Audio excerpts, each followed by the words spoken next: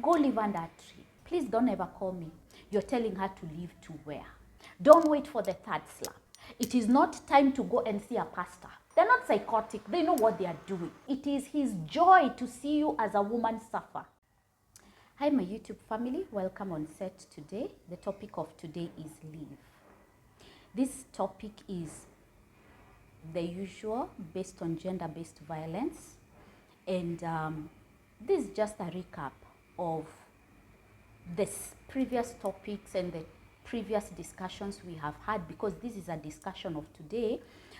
In most cases, when we keep telling women to leave your union of marriage. Leave your union of marriage to where? In my past, I have kept asking this question. Every time you tell an abused woman to leave, you're telling her to leave to where? Because we need to be very honest with ourselves. The minute we are waking up pretending or assuming to help these abused women, and we are telling them that we are advising them to leave. So we are telling them to leave to go where? By the end of the day, fast forward to date, you will still realize that when it comes to the hard truth of the matter, like for instance, you come and tell me leave, and then I ask you to where? The next question, the next answer you will give me, don't you have relatives or friends or anyone you can live with? And then if I am to answer you and tell you no, so what is the way forward? And in most cases, these women who tend to stay in their abusive union of marriages is because they have done their ground search and homeworks, and they have realized there is nowhere to escape to. They don't have relatives who can accommodate them until they get themselves back on their feet. They have no friends to do the same. Because for how long will a friend keep you? You see, they are not financially able to leave. If you have been watching all the teachings that we have had, you realize that most abused women, when they leave their union of marriages, most of the cases they leave bankrupt. This kind of men, they make sure the first tool they use to disarm the woman so that she can continue staying in this union, abusive union of marriage, is financial disarming. They already know that when a woman is not financially empowered, she will continue taking whatever nonsense he's giving. If it's a beating, she will take it because she has nowhere to go. You know, anything this man brings, this is what the woman will take because there is nowhere to go. Yeah. So the topic of today is based on gender-based violence, and of course the topic is leave. And I just felt that we needed to do a recap to catch up on a few pointers that even the state of the times we are in is still one and the same, so that we can keep on sometimes, for lack of a better word, and it's very painful for me to say this, we stop deceiving women to leave their union of marriages if there is nowhere they are going to. And at the same time, as we continue in the topic, I will also try to clarify, despite the fact there is nowhere to go to, there are few things that this kind of a woman should at least attempt or try to get herself out of this abusive relationship, and especially when it's physical. Because when it's physical, I've always categorically told women, and yes, I'm not a pastor, the minute he slaps you, you leave. Don't wait for the second slap. Don't wait for the third slap. When it comes to physical abuse, the minute you saw the first red flag is the moment that you left. As we say, you left it. The first flag, you don't wait for the second one. And right now, I don't need to give you the reasons why. There are so many reasons as to why you should not wait for the second red flag. Some of us are in this platform as a result of waiting for a second and third and 10th slap, right? Yeah, so I would never advocate for any woman to continue staying in an abusive marriage. When you get your first slap, second slap, third slap, whatever, it's not time to pray. It is not time to pray and fast. It is not time to go and see a pastor. Time to see a pastor is when all other shenanigans happen. But when it comes to physical abuse, you do not start praying and fasting. It is time to leave. It is really as plain and simple as it gets. It is time to leave. Do not wait for a second slap. Do not wait for a third slap. Sometimes I normally say, go live under a tree. Go live under a tree. Rather than sitting to wait for the second slap that will come and break your leg, amputate your hands, pull your hair, burn your face, or even ultimately kill you. Don't wait for a second slap. Yeah? So let's go back to the topic of today, leave. And I say today is a topic of discussion, and I've done a few pointers or points. You can't know something until you live through it yourself. So I've always discouraged in many occasions in my talks that anyone who has never gone through an abusive union of marriage, I don't believe you have a right to guide us in any way. I don't believe you clearly understand what it means. And it's not only, let me step aside. Let's leave gender-based violation. Anyone who has never gone through a particular thing, and then I come in the platform and start talking about it. The question is, how do you know? How do you know how it feels? How do you understand it? How do you begin even to explain yourself on how best you know about the thing? Right. So it is very important for those who have lived through it to be the voice that aids healing, restorations, and exits.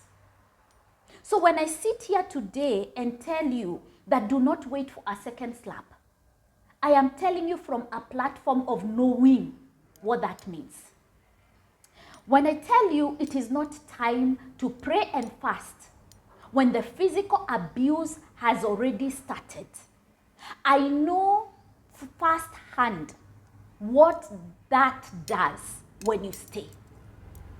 You know, so anyone who has never gone through it should not now come and step in to be a teacher to tell me or to start questioning me, why did you stay?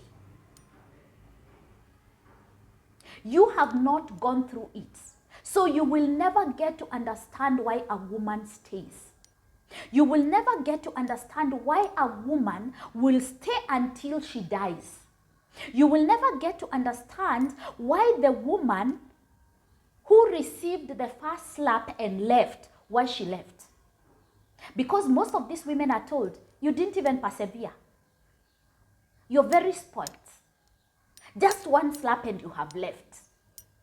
You do not know what she saw in the slap, in the first beating, that caused her or warranted her to leave before it's too late. So anyone who has never gone through it, I don't believe it is in your place to come and dictate or question these abused women, or even start blaming them, or even start name calling. You know, you've had cases where this kind of women are called stupid. You're foolish when you don't have a brain. You should have just left. And you know this word, and that's why the title of today is leave. It has been so used so badly. And that is why I needed to put a stop and an end to it. Stop telling these abused women to leave. Step in and tell them, come, I help you. What do you want me to assist you with? Are you ready to leave? But don't tell them to leave. You don't know why they're staying. You don't know why they're still holding on. Yeah?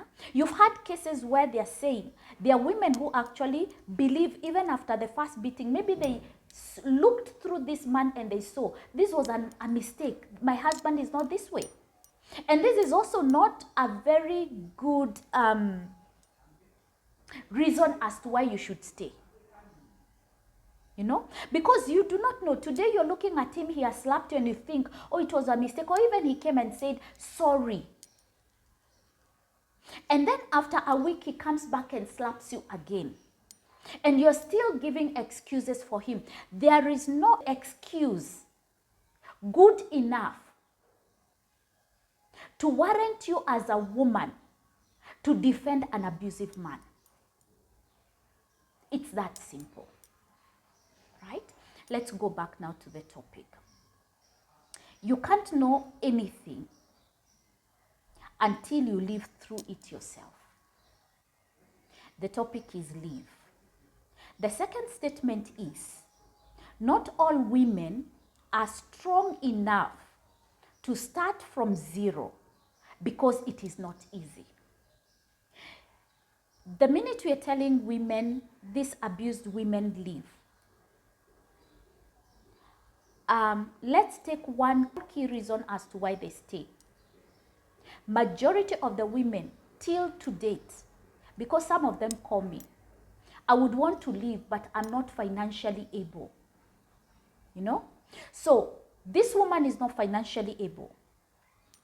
This woman has made phone calls to the family. Maybe even they were the sole breadwinners of their family. So there is nowhere to go home to. Some of these ladies do not even have parents. Maybe both parents have passed on, or maybe they came from single parents who have already, that one parent has already passed on. Yeah? Some of these women do not even have siblings. Maybe they were born alone, or even maybe the sibling that they were born with maybe passed on. You see? At the same time, leave the family. You might even have these relatives and families, sisters, brothers, you know, parents. But they're not welcoming you back to the family. You don't have a place to go back home to. And this comes as a result of you making these phone calls and telling them, I need to leave my marriage, mom, can I come home? And you have had cases where parents tell you, there is no room for you here. If you cannot persevere in your marriage, even me as your mother, I went through the same with your father. So where are you going to? So when you are telling this woman to leave, where is she going? Number two, you have siblings who cannot even lift a finger to assist you. Your siblings will tell you, you know me, I have a family. You know I'm married. Where are you going to come and stay? You know? How long will it even take you? How long can you even begin to start life again? Me, I cannot accommodate you. We don't have enough money to fund you, even to pay for you a single room for you to start life from there. Yeah? So now, with family aside, go to the friends. How many friends? She has made these phone calls. Can I come and stay with you for a while? And actually, please remember, this woman doesn't even know for how long will it take for her to get back on her feet. Some of these women were even housewives. They didn't have jobs. They don't have a livelihood. So they do not even know how long it will take for them to get back on their feet financially. So how many friends will accommodate them for even 2 months or 3 months with their children in question, right? So when we say not all women are strong enough to start life from zero, how many women, remember, they are coming so abused, so beaten, so tired, you know, mentally tired, physically tired, emotionally tired, worn out. And now they are coming out into a space where they need to start from scratch in this economy. So when I say not so many women who are able to step out, not so many women are strong enough to live by the day. And when I talk of living by the day, I know exactly what that means. I do not know where my next meal is coming from. I am trusting God with the business I have. At least I will get a client to pay for me to be able to cater for my basic needs like food. How many women are strong enough to live by the day with their children? So when we start talking about this topic of today, leave, we need to really start evaluating who we are telling to leave. And also as a woman, abused woman, when you now begin to plan, is my time to exit, you need to be very sure that you're strong enough to fight in your next phase. Remember, you're single now. You are either in court battling divorce. You have children. And let me tell you in black and white, it is I, myself, and alone. Are you strong enough to stand as I, myself, and alone and fight all the monsters now you're going to find outside as a single woman? And as we continue to see, there are so many monsters you're going to encounter. And you have to be very strong to fight them. Yeah? The second statement, not all women are strong enough to start from zero because it's not easy. And now you can begin to understand when I say it is not easy. Yes, it's not easy. But that does not make you stay to die in that union of marriage. Right? Remember, once upon a time, there's a statement I made. And I said, the strong live. Sorry, the strong, they live in the union of marriage. They continue staying in the union of marriage. The strong. But the strongest are going to exit that union of marriage. So there is no losing.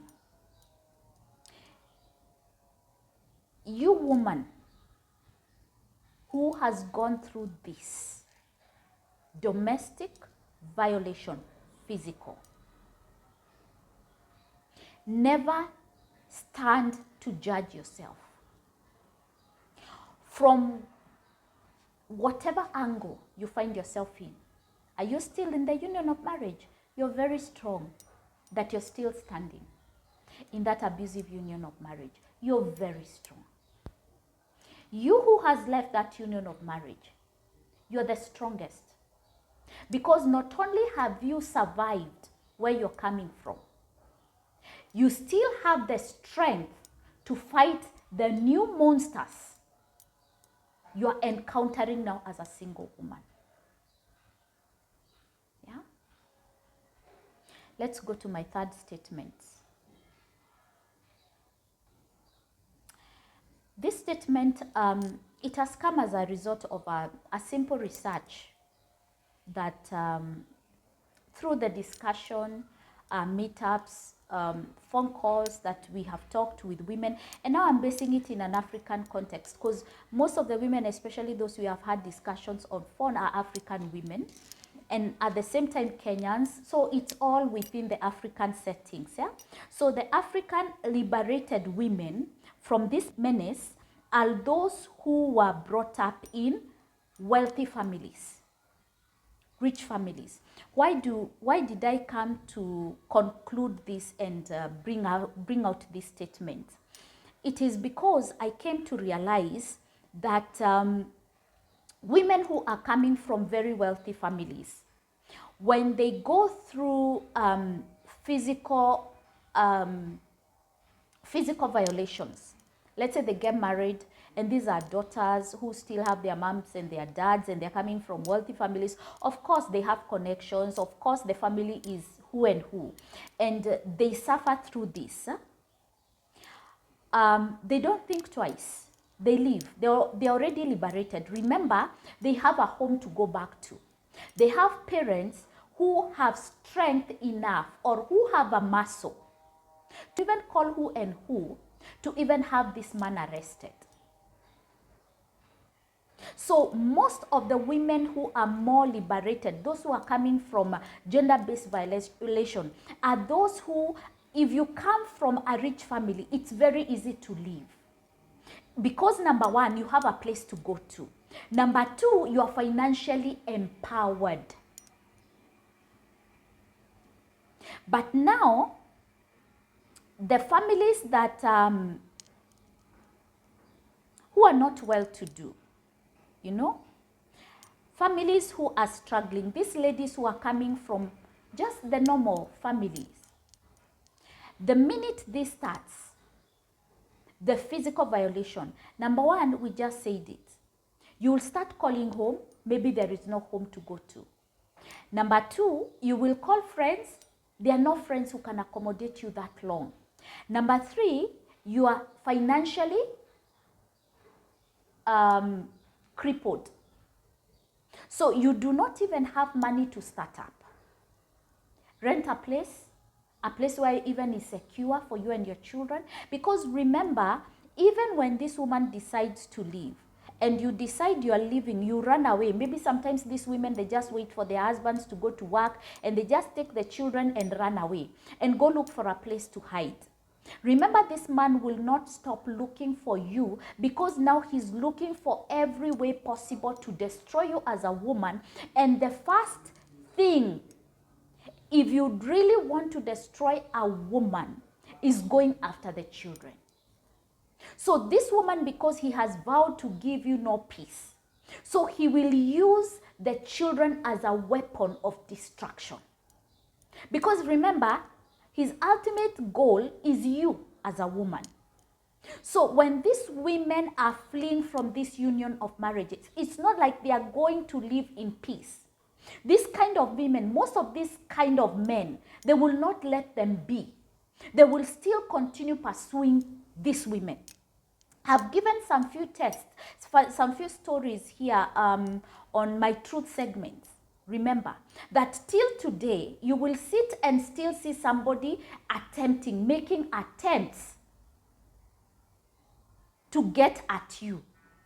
So one way or another, this man is not like he's happy that you have left. He knows he has lost something, but it's not even a matter of losing something. You are supposed to stay in these abusive marriages because it is his joy to see you as a woman suffer. And that's why sometimes people tend to say they are psychotic. They're not psychotic. They know what they are doing. They know just what they are doing. So when a man vows to make you miserable for the rest of your life, if he is not stopped, then he will continue doing it even after the exit. Even after this woman has succeeded to leave her union of marriage. So most of the women who have it easy, when they leave, when they escape this kind of marriages, are those who belong to well-to-do family, because they will have all the support, all the financial support. They will have a roof over their heads. They will be able to continue with their lives. They will be able to tame this man because the family is able to deal with this kind of people. You know? But now if this woman is not coming from a well-to-do family, and this is where now I really get irritated when somebody says, this woman is very stupid. Why is she not leaving her union of marriage? What made her stay? These are the many reasons why they stay. Some of these reasons of why they stay, it is not easy for them to leave because already they have even death threats. The minute you leave this house, you will see. And this woman has done her homework, knowing very well, even if I step out, I don't have the capability to give myself security and my children. So she would rather live in here, because here she will continue suffering, but yes, she will not be killed with her children. But if she steps out without proper planning and proper help, getting the help she actually needs. Remember, for me, I would not have left my union of marriage if I didn't get the help I needed. So I will keep repeating this until this woman gets the help that she needs. She is not able to leave. Because if it's a matter of security, like my case, this woman cannot live foolishly. This man will hunt. This person is not supposed to be called a man. This kind of people, monsters, they will hunt you down until they locate you and finish you. Because remember, when this kind of people give you threats, they are not empty threats. They will work towards executing this kind of threats. Yeah. So on my fourth statement is exactly what I just said. The women who are greatly suffering are those not from well-to-do families with no connections to date. Because remember, where do we live? We are in the continent of Africa, we are in Kenya. Without connections, without, and this is the kind of things I'm saying, without the help that they need, how are you living? Where are you living to? You know? How? Number one first is how. How am I living? And then if I find how I'm living, where am I living to? And how will I be sustained once I am in that location? Depending on your circumstances and situation. If it is life-threatening, it's not only just about the house. You need a house. You need basic needs. You also need security. So who is going to facilitate this security? How safe are you with your children? Right? How safe are you? Who is in your corner? Because let me tell you something. By the time you're in your union of marriage, women, and here we are talking of those who have been through it. So no comments from those who have never gone through it, because you don't know. When you're still in your union of marriage, you have so many married friends because you're married. You have so many so and so called friends to stand with you. But the minute you take up another title of single woman, divorced woman, and I tend to believe even widowed women, you will not see these friends again. And that is the morning you wake up to smell the coffee, and I'm like, okay. Now these women are looking at you even as a threat. They are married, you're single. You know, when you are married, you can interact with them even when they are with their husbands. The minute they start withdrawing from you because you are now single, you realize they only want to meet you when they are alone.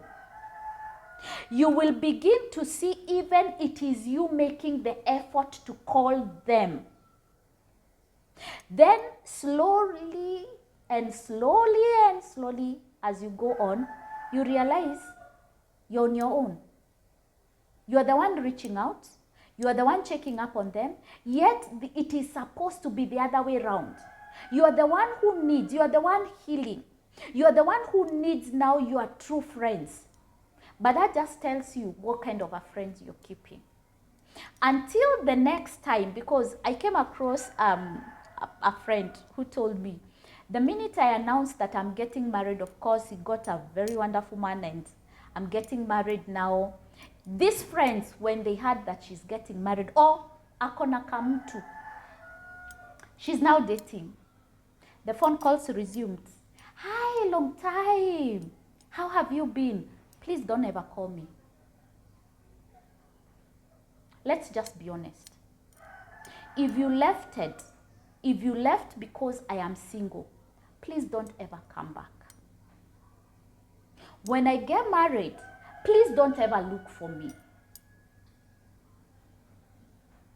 And the time has come for us to define friendship. The time has come. Let's define friendship. True, genuine friends respect each other, believe in each other, and most importantly, they trust each other. And most importantly, mature friends, they trust each other. So when your friend is going through a trying time, that is the time you're supposed to stand with this friend, regardless whether her title has changed. She's still the same friend who was Mrs. So-and-so. Now she's single. She's still the same woman. And let me tell you, a woman who can cheat or who can wreck somebody's union of marriage doesn't need to be single. Even if she's married, she can still do the same. Marriage does not define a cheating man or a husband. If you cheat, if you're a cheater, if it is in you and you have made that choice, regardless whether you're single or married, you will still do it. So this is a just word to those married women who decided to abandon their friends because they were going through a tough divorce, or because they lost their husbands and now they are widows, you know, or you are the kind of a married woman who cannot befriend a single mom. This is just a kind word to you. If that woman can cheat, that does not mean that because she's single, that's when she can cheat on you. She can date your husband. Even if she was married with a husband in the house, if she is the type, she would still do it. She would still do it. So now,